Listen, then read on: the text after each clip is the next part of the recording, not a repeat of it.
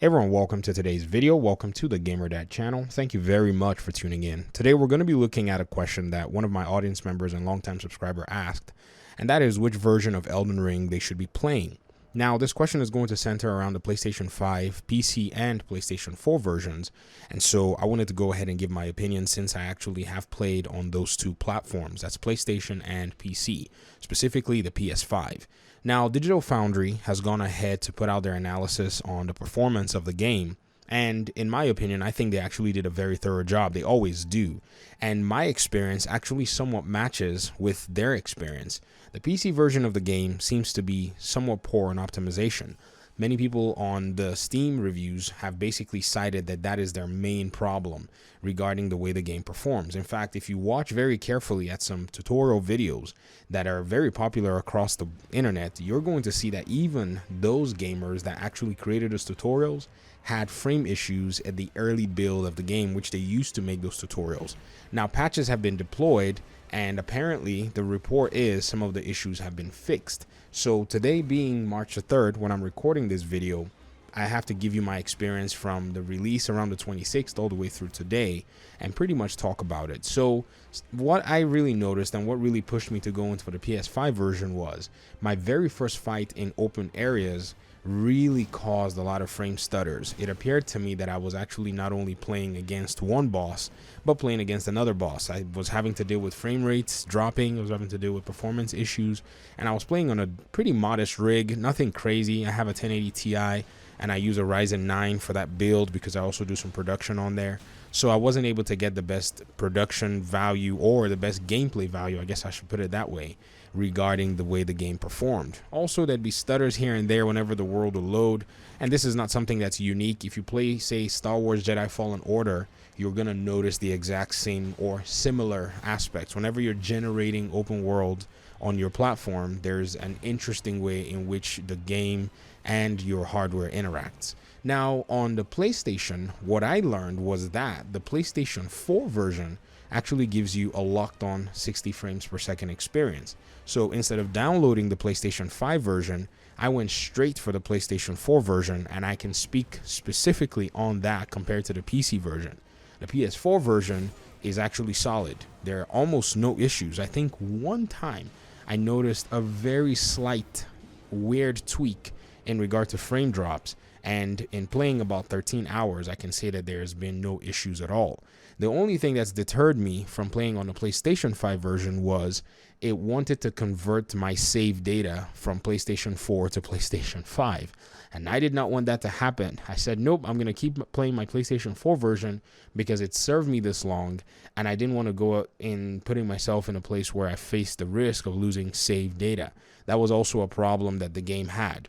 Now, one of the really interesting things regarding this game and why I approach it the way that I've actually decided to go about approaching it and giving a lot more leeway, say, compared to other games, which I know people may criticize and say, you know, why do the developers have to be giving some leniency regarding this when other games, other companies or developers are not giving any leniency?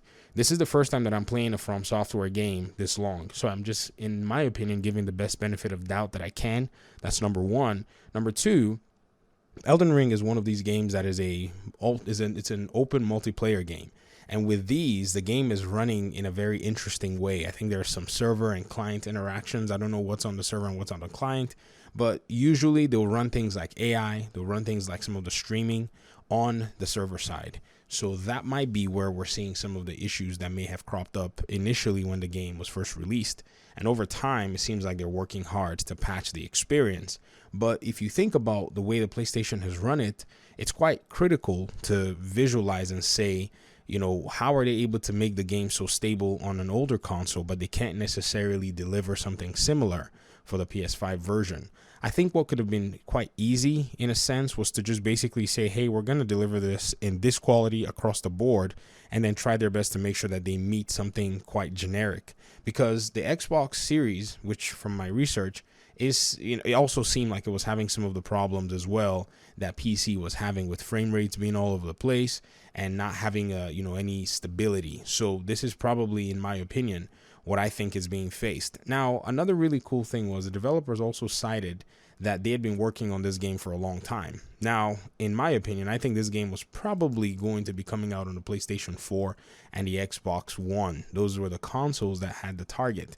In trying to bring the game to the next gen and making sure that the game has all of the, all what it needs, the capabilities to be able to run on these next gen consoles, or let me say current gen consoles, I guess that's probably where things started to get all finicky, in my opinion. And so you're hearing reports that the PlayStation 4 and Xbox One versions are actually the best experiences, whereas the PC, the PS5, and the Xbox Series versions seem to have been having some problems in the past.